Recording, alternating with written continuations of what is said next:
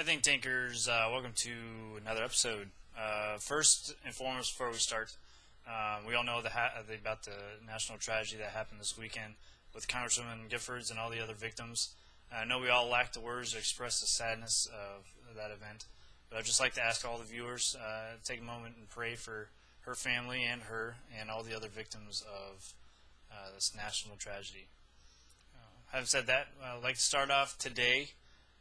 We have a question from a viewer named Mike. And due to the longevity and the complexity of this question, which you'll hear in a moment, this whole video blog will be dedicated to this question. And he writes, "It seems like there's a strong push from the current administration to repeal the don't ask, don't tell policy. Do you believe that serving in the military is a right or a privilege? And do you believe that the repeal of don't ask, don't tell policy would have a negative impact on the military? In your estimation, would a repeal of Don't Ask, Don't Tell threaten the rights of Christian chaplains or other military personnel to preach against homosexual behavior?" Of course, I'm going to say this to anyone that writes me a question, but a great question, Mike. And I'll also say that that is a loaded question with many facets.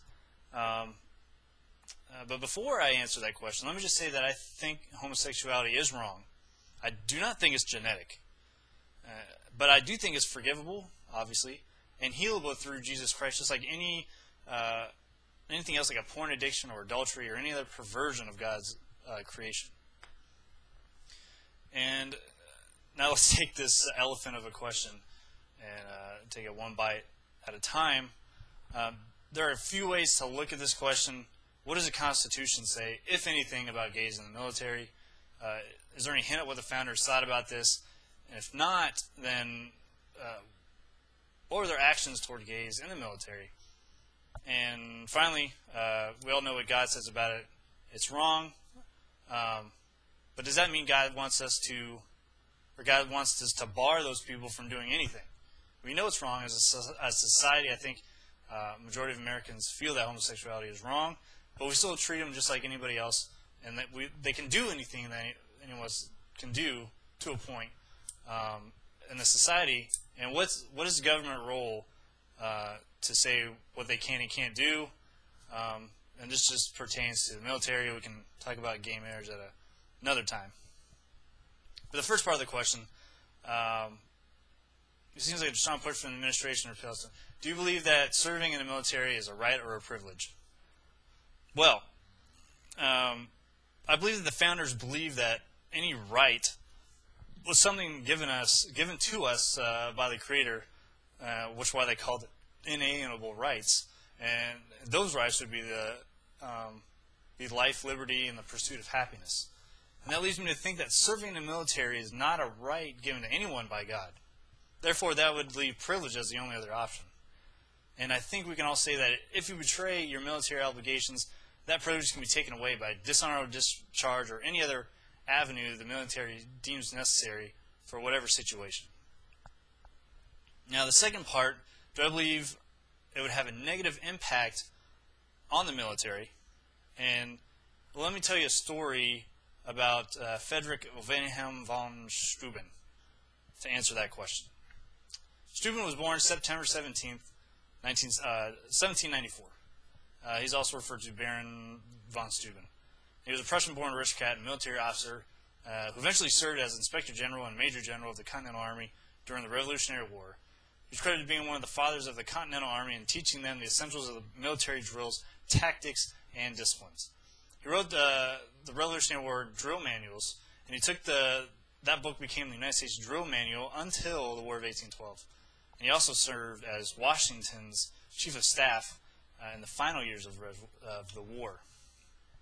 Now, before this, in 1776, he was alleged to be a homosexual. He was also accused of improper sexual behavior with young boys. Now, whether he was actually into men or not is not entirely known. They were rumors. I don't know what the evidence was.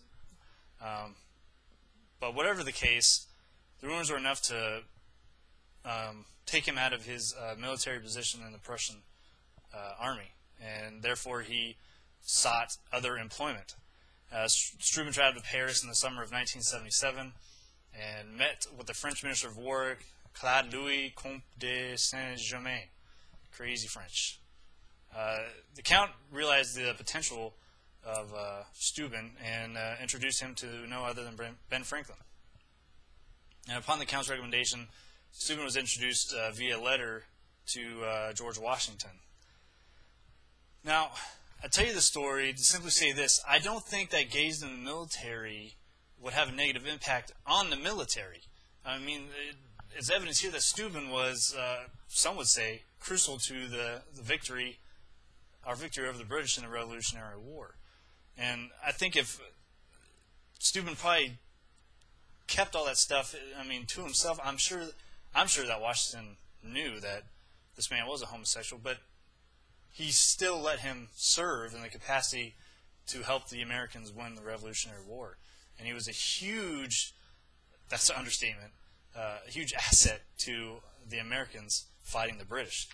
So I think if done properly, gays in the military, it's not going to matter. It's going to be the same. And we're going to have heroes that are straight and heroes that are gay.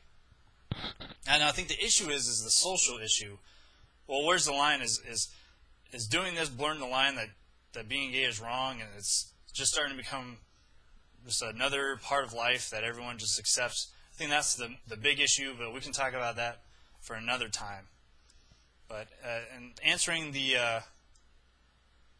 that question, or going further with that question, I think the main problems that could happen in the military to weaken it would be cases of sexual misconduct. But you can also say that just like heterosexual misconduct in the military, a homosexual one could erode unit cohesion and cause immense tension like a heterosexual one would. But I do believe that both hetero and homo misconduct, sexual misconduct, should be dealt with harshly.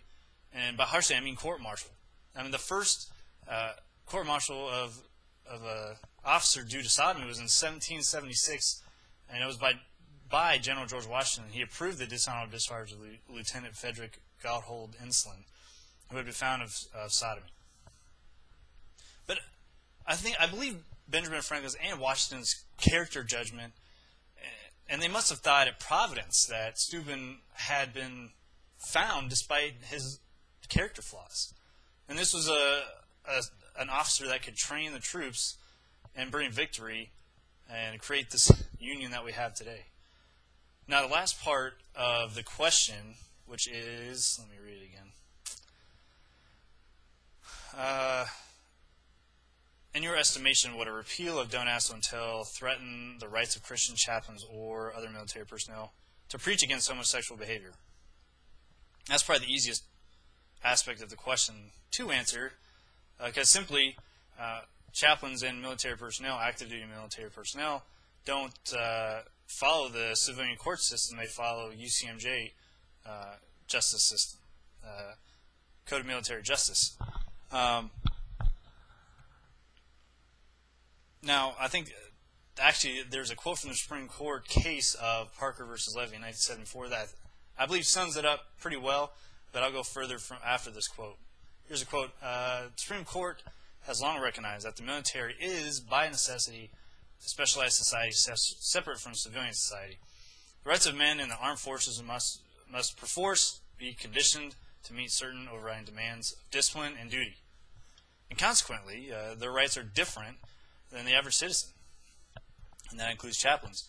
Here's actually the freedom of speech right given to military members. Freedom of speech. Service members, like other citizens, have a right to express themselves. However, the right to engage in free speech does not provide an absolute immunity from subsequent punishment if the speech violates a criminal law.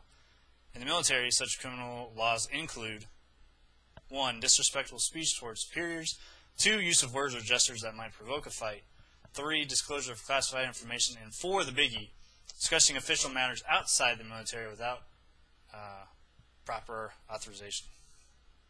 And that can probably be interpreted in a lot, but you can also conclude, that can be interpreted, and you can conclude that, well, this is a direct matter inside the military. But in reality, it's not. This is a matter that was debated in the civilian avenues, aka the Senate, And the only way soldiers could spill the way they feel was with the opinion pamphlets distributed in 2010. Now, once you're out of the active duty military, it's free reign, hence why you have my beautiful face on these video blogs every other day now, or whatever I'm doing. But Mike, I hope I answered your question. If it was split up, you guys just rewatch the vlog, as hard as that will be. But thanks for watching. And till next time, guys, empowering you to bring back this country. Stay safe, and we'll talk to you soon.